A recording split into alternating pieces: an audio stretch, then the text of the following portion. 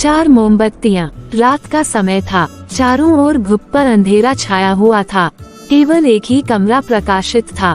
वहाँ 4 मोमबत्तियाँ जल रही थी।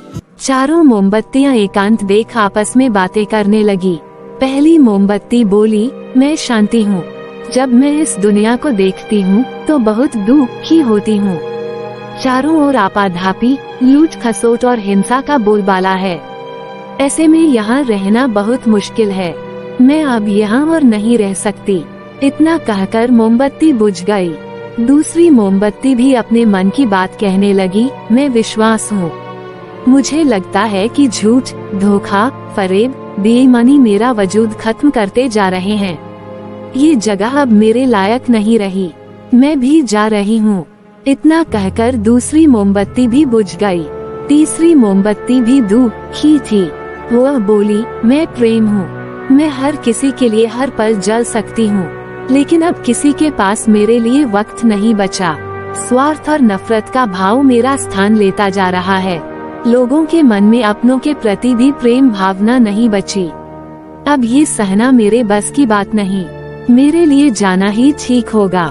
कहकर तीसरी मोमबत्ती भी बुझ गई। तीसरी बत्ती बुझी ही थी कि कमरे में एक बालक ने प्रवेश किया। मोमबत्तियों को बुझा हुआ देख उसे बहुत दैख हुआ। उसकी आंखों से आंसू बहने लगे। दुखी मन से वो बोला, इस तरह बीच में ही मेरे जीवन में अंधेरा कर कैसे जा सकती हो तुम?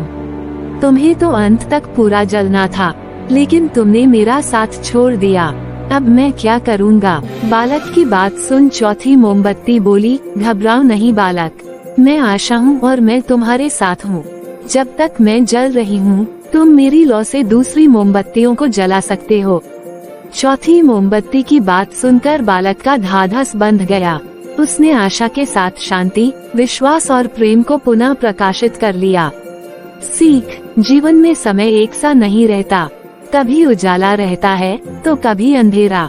जब जीवन में अंधकार आए, मन अशांत हो जाए, विश्वास डगमगाने लगे और दुनिया पराई लगने लगे, तब आशा का दीपक जला लेना। जब तक आशा का दीपक जलता रहेगा, जीवन में कभी अंधेरा नहीं हो सकता। आशा के बल पर जीवन में सब कुछ पाया जा सकता है।